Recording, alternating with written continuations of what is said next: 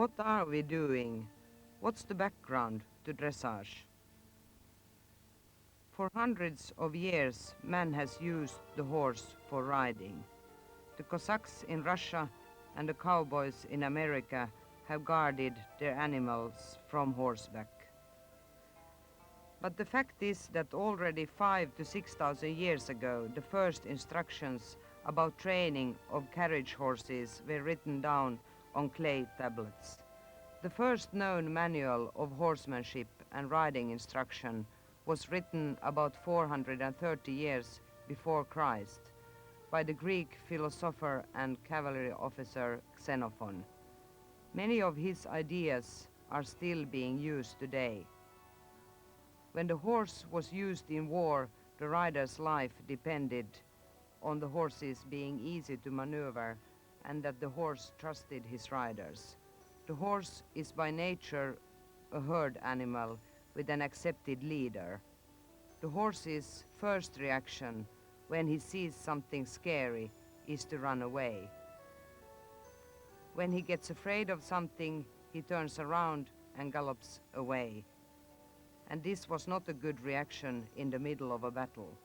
The rider had to be accepted as the leader and win the horse's confidence so that he could trust his rider also in frightening situations.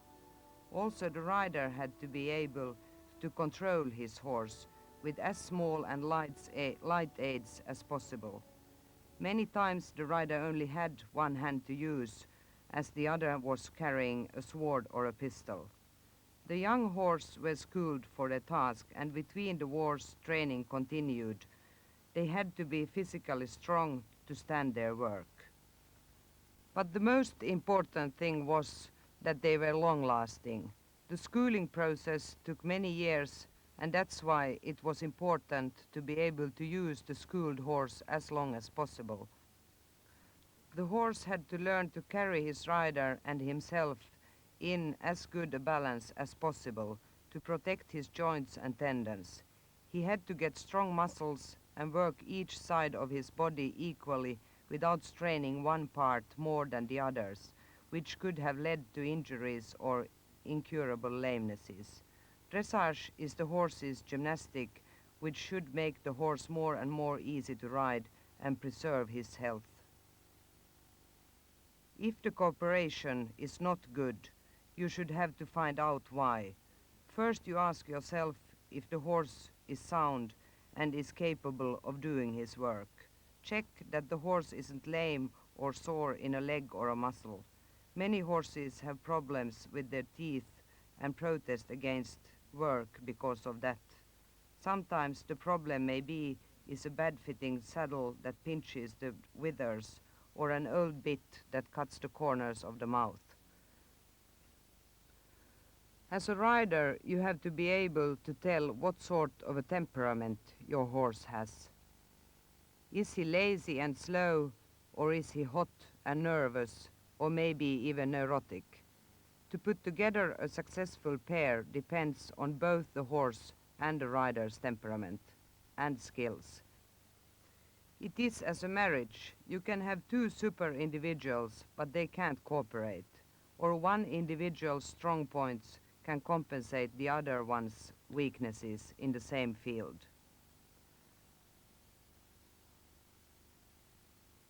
The next question you ask yourself is if you just are having a bad day. As the rider, also the horse can have one, but that doesn't mean you have to stop training that day. But don't expect too much and don't start training anything difficult or new that particular day. The third question is communication working? Do the horse and the rider talk the same language? The horse's language is international. If you put out the Finnish horse together with English horses, they immediately can communicate with each other. The same goes for kids without a common language. They can make themselves understood because they don't have inhibitions and so can read each other's signals.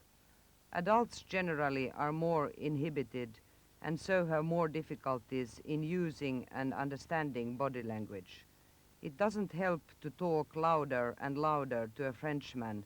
He still doesn't understand, unless you speak French well. Maybe he understands that you get more and more angry, but doesn't know what to do.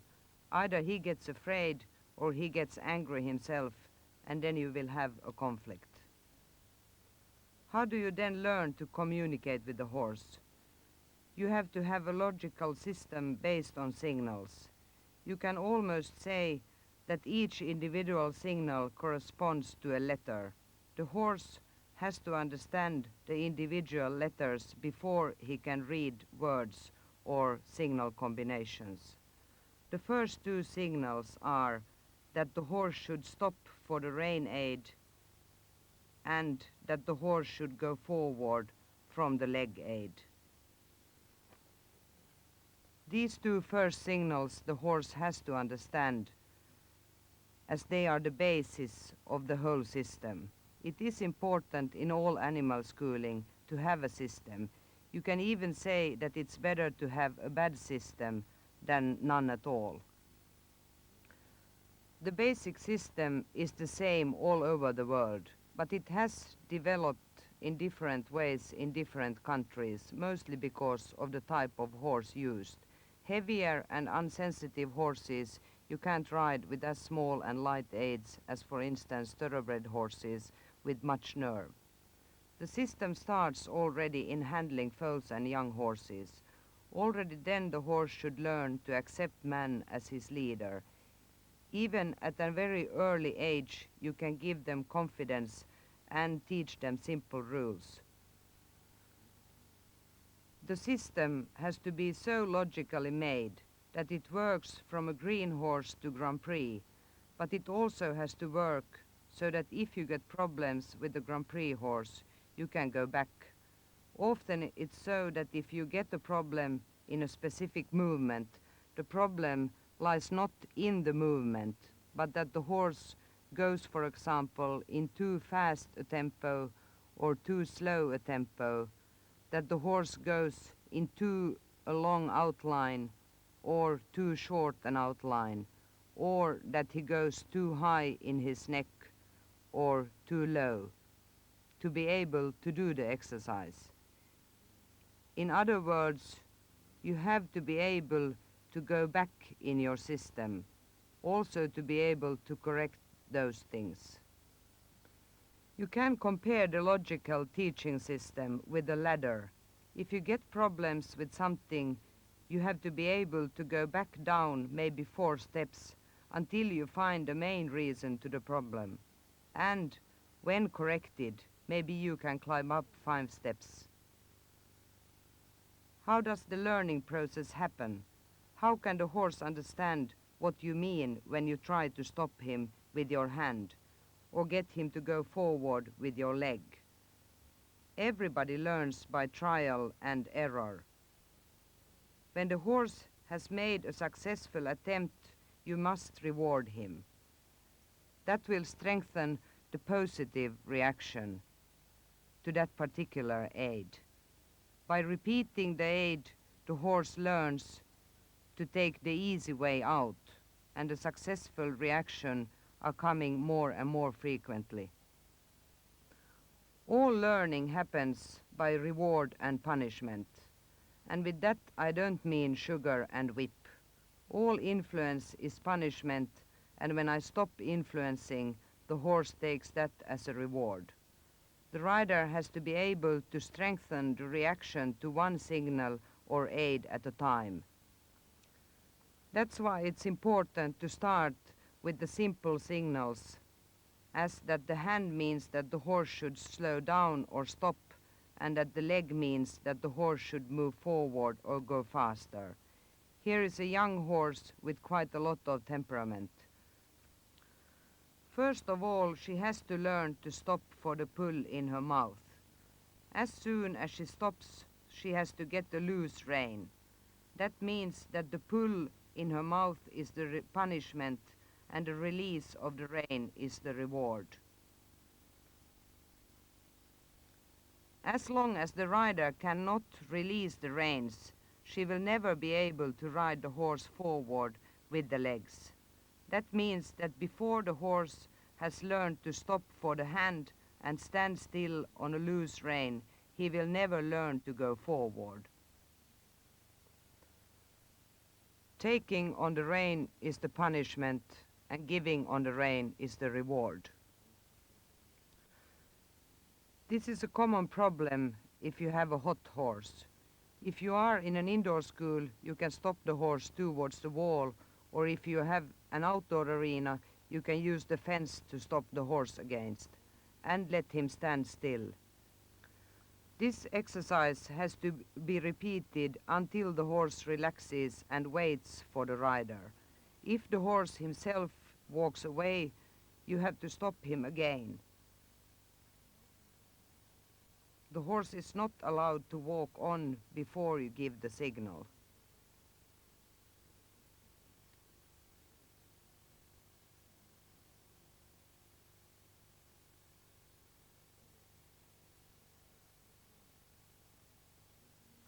In the same way you teach the horse to react to the leg.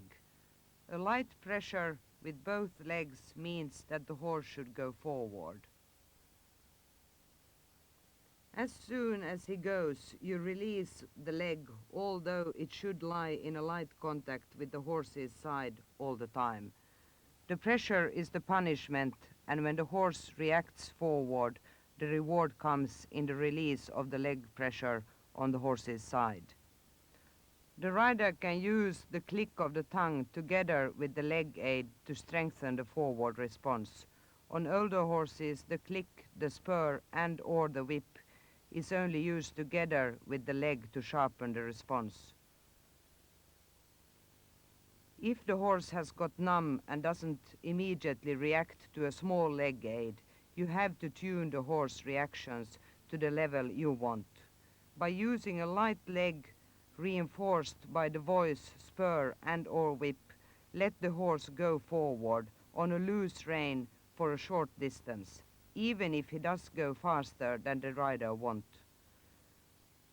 Then you repeat the same with a lighter aid. Still, we only want him to walk forward, but if he overreacts, let him go. Repeat again and reward when he walks. It is important only to strengthen the reaction of the leg. If you slow down or stop the horse with the rein because he wants to trot or canter, you mix up the strengthening of the leg aid with the rein aid. When the horse willingly listens to the forward aid and to the stopping aid, you proceed to the turning aids and through that to the frame of the horse. That is shown on the cassette on the outline and collection of the horse. What do we require of a dressage horse today? To be able to go on to a more gymnastic training, the rider first has to ask herself some questions. Can she control the pace? Can she control the tempo? Is the horse choosing his own speed? Is he also choosing his own track? Or can she ride to within a centimeter of where she wants to go? This is easiest to learn by riding on a marked dressage arena. When the rider easily can choose the pace, the track and the tempo, she can start to choose the rhythm and the outline in which the horse is moving. I can't stress enough the fact that the rider should always follow a planned track. It's the only way for the rider to learn to feel what the horse is doing and how he is going. It says for itself that the rider can't feel if the horse is pushing out one back leg a couple of centimeters in a pirouette, if she can't ride on a straight line with more accuracy than a couple of meters.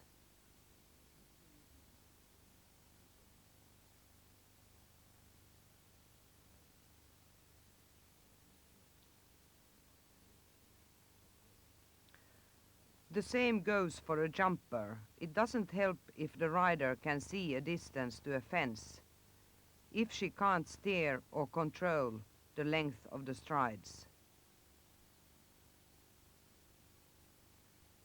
In a dressage competition, the horse and the rider execute certain movements at certain points, judged by one or more judges, who gives marks out of 10 for each movement.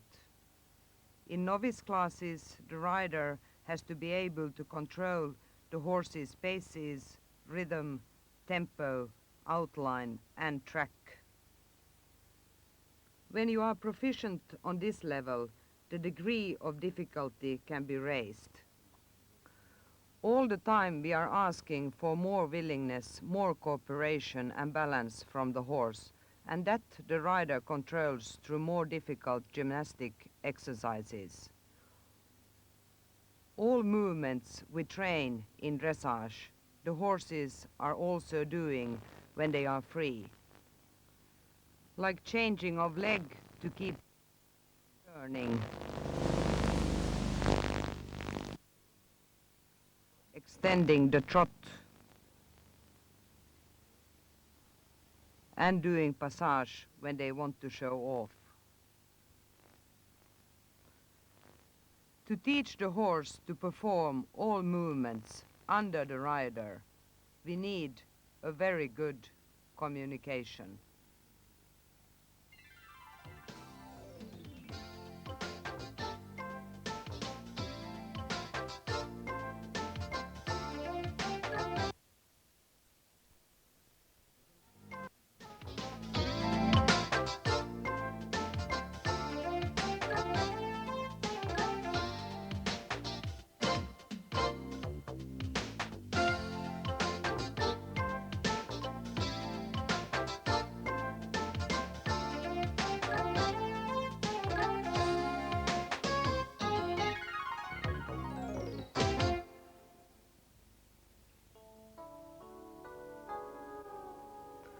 Balance is the key word in all riding. If the rider herself isn't in balance, she is never going to be able to change her horse's balance. If a beginner loses her balance, she probably will fall off the horse, while a more advanced rider maybe can hold on. Before you can keep your own body in perfect balance, you are not going to be able to use your aids exactly in the right moment, exactly with the right amount of power, at exactly the right spot. Here we see a perfect example of the rider having to balance herself before she can influence her horse. If you have an instable balance, you must use too much muscle tone, and tense muscles decrease the ability of the rider to feel how the horse moves and if he is in balance. As a rider, we want to be able to change the horse's balance. In freedom, the horse carries much more weight on his forehand, and with the rider sitting behind the withers, this heaviness in front increases. Through collection, we want the horse to carry more weight on his hind legs. That means we want to rebalance the horse because his natural balance has been disturbed by the rider's weight. In this program, we are going to look at the rider's seat, why it's so important to sit in the right way, how the seat influences the horse, and how you can try to correct your faults. First of all, I want to say that it's incredibly difficult to change a bad habit that has been automized. You have to be very motivated and very concentrated. You also have to be prepared that your normal level of riding is getting lower during the time of correction. How quickly you can correct the automized bad habit depends on how bad the habit is. Some of them you can never correct completely, and under great stress they will reappear. That's why it's so important that kids and young people learn the right thing from the start. According to a study made in Japan, it was discovered that in gymnastic it needed more than 10,000 rehearsals to make a movement automatic, which means that the movement has changed from the great brain conscious to the little brain subconscious.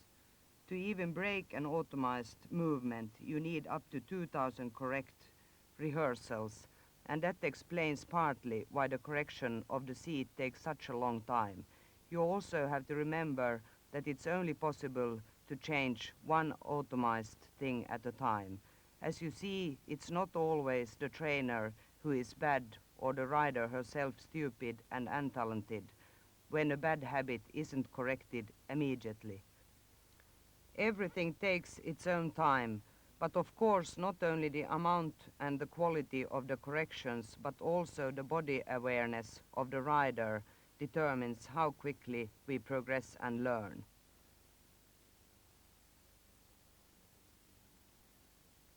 First of all, we have to make sure that the rider has a saddle that fits the horse and allows her to sit in the deepest point in the middle of the saddle. When we talk about the rider's seat, we are dividing that into passive and active sitting.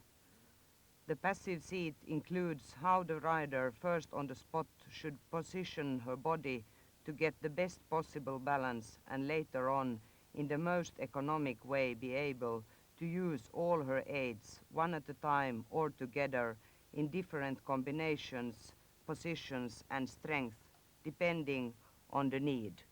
The rider should also be able to follow the horse's movement in all paces in such a good balance that she doesn't have to take help of the reins, saddle or stirrups. She has to be able to sit with the body position that is toned but not tense, relaxed but not floppy, and without her having to squeeze herself with the legs to the saddle. Not until she can manage all that we can start talking about active sitting or active riding. It's also important to be able to change between the passive and active sitting. You should not influence actively in every step. That makes the horse go numb for all aids and impulses, and he gets more and more heavy to ride. The passive sitting is also used as a reward. We also have different ways of sitting. In all riding, we use full seat, but in jumping, hacking, or riding young horses, we also use 2 and 3-point seat. In this program, we concentrate on the full seat, but I'm convinced that to get a perfect balance, you have to be able to do all of them and vary between them.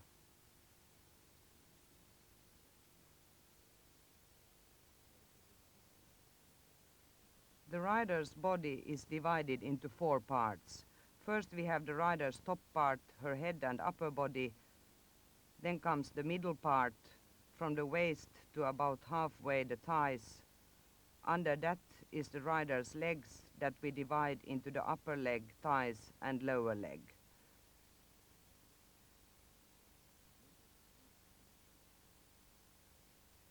The fourth part is the rider's arms and hand. The most important part in the full seat is the middle part. It is the most important because here the rider has her weight, and the weight is influencing the horse whether we want it or not all the time when we are sitting on the horse. The reason for most of the faults of position can also be found here. The full seat has some straight lines that have to be kept. The most important is the vertical line through the shoulder, hip and heel. You are not allowed to get behind that line with your upper body, but not in front of the line either.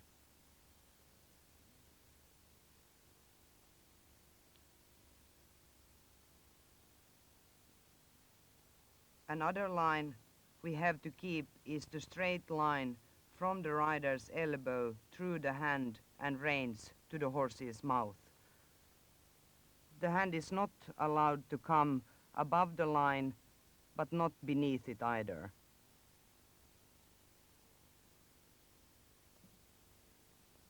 The hand has to be kept in the straight line. The third line we draw is through the knee and toe. This line also has to be vertical so that the knee angle can be kept. Don't push the lower leg in front or behind of that line.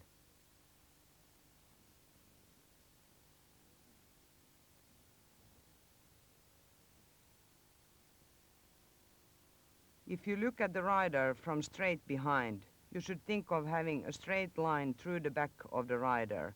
She has to sit in the middle of the horse on a triangle made up from the seat bones supported by the pubic bone. The seat bone on each side of the saddle with equal pressure and the pubic bone straight behind the waist of the saddle. The rider is absolutely not allowed to move the middle part to either side, as then she is collapsing.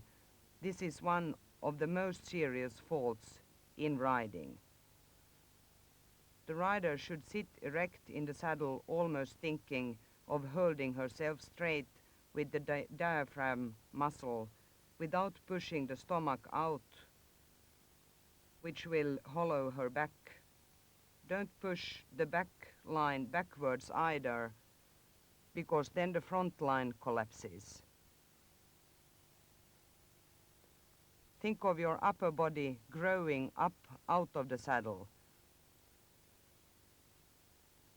The neck is a continuation of the line of the whole spine. The head is carried with the eyes looking straight forward. To be able to keep the whole leg in a light contact to the saddle, the rider has to be free and open in her hip joints. The back of the knee should lie in a heavy contact without pinching to the saddle.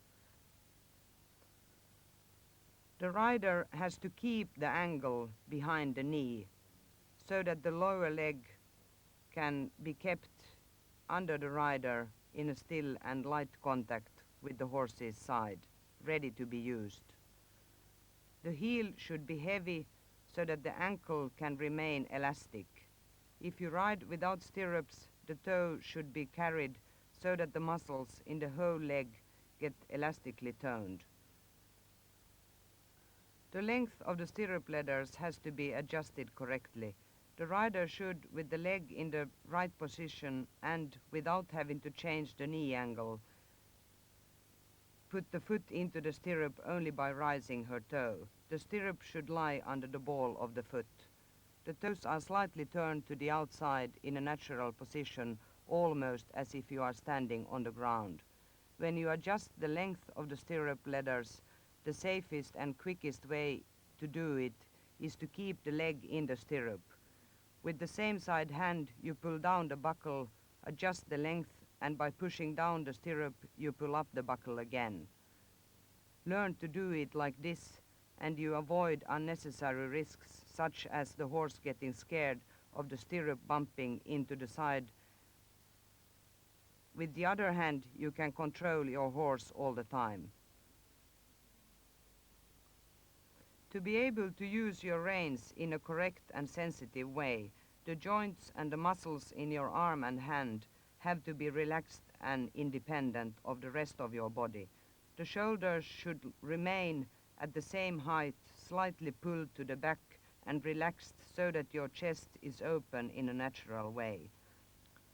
The upper arm lies in a slight contact to your side without pinching or getting stiff. The elbows is about the same height as your waist so that you can keep the angle in it, and so, if needed, for instance, when you use the rein, move it forward or backwards. The outside of the hand makes a straight line with the outside of the lower arm. The hands you keep carried above the withers on either side of the neck, with about one hand's breadth apart from each other and one in between of them. The exact placing of the hand depends on the rider's conformation, but to get the natural position, you can think of keeping a glass of water in your hand. Which are the most common faults in the position, and why are they causing so much trouble? As a riding teacher or trainer, it is most important that you train your eye for mistakes. You have to learn to see the difference between the reason that causes the mistakes and the result of them. We have already spoken about how difficult it is and how much time it takes to correct old faults that have been automized. That's why it's so important first to find the main reason for the trouble and correct that. When you do so, many other faults are correcting themselves. Another useful thing in correcting is also to try to find an example from normal life. Remember the glass of water and the hand position.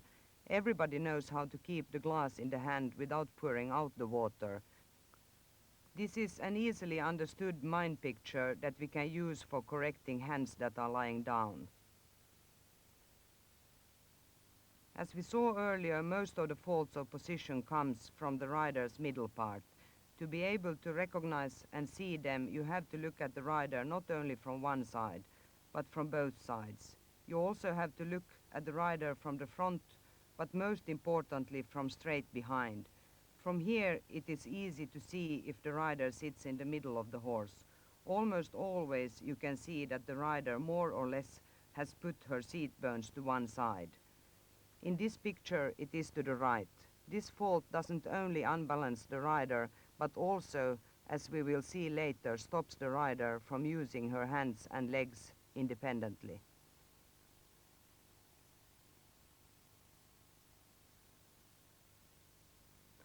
In this example, the rider moves her seat bones to the left. The rider's weight aids that are influencing the horse all the time unbalances him to the left. The horse that is seeking for his own balance tries to get her weight in the middle of his back, and because of this is drifting to the left. The rider, who probably at this moment isn't aware of her own crookedness, just feels that the horse is drifting to the left, and of course she tries to steer the horse back to the straight line with her right rein and maybe also with her left leg. The rider is compensating one wrong signal with other signals, and instead of being able to sit passively, she has to use more and more aids. The horse gets used to them and he starts to become insensitive and numb. The rider again has to use stronger aids, and in a while the easiness and lightness is gone. When the rider moves her middle part to the side, she also moves her weight to the same side. In this picture, it is to the right. She is not able to feel both of her seat bones. The left one is nearly in the middle of the saddle, and she can feel that one stronger. The right seat bone has moved almost outside the saddle and is very hard to feel at all. The correction of this is that the rider moves the seat bones to the left, to start with even exaggerating so much that she almost thinks that the right one is in the middle of the saddle, and she clearly can feel it. Sometimes, if the rider has been sitting crooked for a long time, the saddle has been pressed down on one side and the saddler has to adjust that. Otherwise, the rider has to use too much physical power to keep her straight position. You also get other faults as a result of the crooked middle part. Because the rider is hanging more to the right, that leg can hang straight down with the low heel. The left leg, however, can't lie in a contact to the horse's side.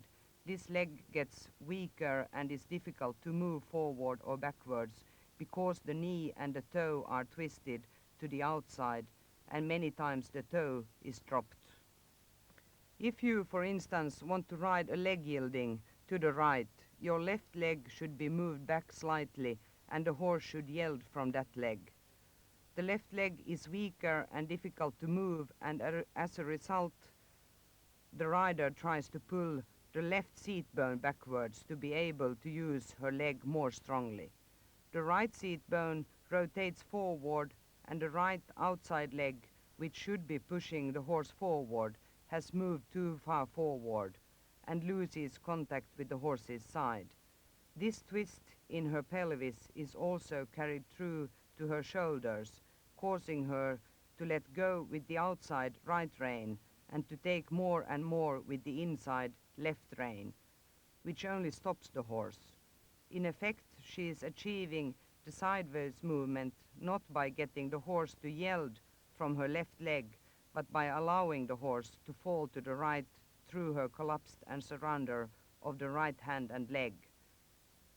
With such a false technique, the horse becomes more stiff and loses his movement. But the crooked middle part doesn't only influence the rider's leg, she also collapses in her side in this picture on the left. The shoulder on the same side is lowered while the right one is tense and kept higher up. The head and neck gets crooked too. Because of that, the right elbow sticks out and the hand is more and more lying down.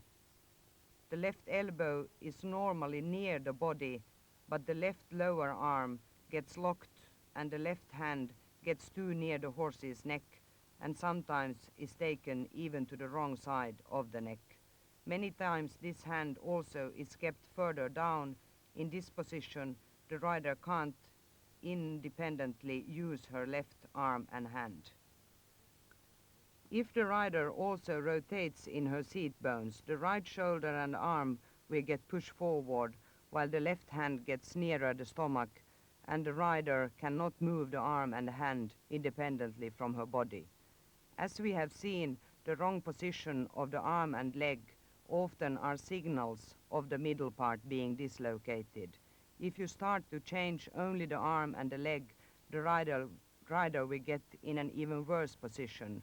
But if you, as a trainer, can correct the middle part of the rider, many of the other faults will correct themselves automatically. Also remember to keep your middle part in the right position when you ride through a corner.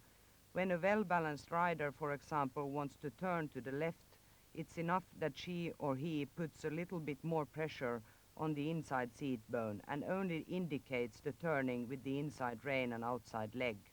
Many times you can see that the horse is cutting the corner, and to prevent that, the rider pushes the weight to the outside. This only results in the rider never being able to use his weight aids right. Another common fault is the lying hand. It's usually connected to the crooked middle part, but it's also always going together with the elbow sticking out.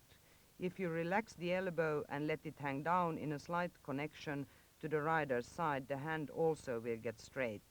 If you only correct the hand, the joints and the lower arm gets tense and unsensitive, and so do the rein aids too. To compensate the bad arm and hand position, you sometimes see that the rider opens his fingers. This doesn't make the hand softer. For the first, the horse can easily pull the rein out of the hand of the rider, and secondly, the rider only can take on the rein, not give. You have to be able to do it if you want the horse to get soft and supple. It's not the taking on the rein that loses the horse, but the giving in the right moment. But of course we have to take to be able to give on the rein. The fingers should be closed. The rein goes into the hand in the bottom between the little and the ring finger and goes out of the hand over the index finger. The thumb locks the rein in the hand. Now the fingers can softly and without tension close the rein in the hand, and the most sensitive and soft connection can be maintained to the horse's mouth through the supple elbows. The conclusion of what we have seen is that the balance is the key word. Not until the rider has found and can maintain a perfect balance can she start to work the horse in balance and perfect harmony. The aim for the rider is to be able to keep her position independent of which movements she is performing.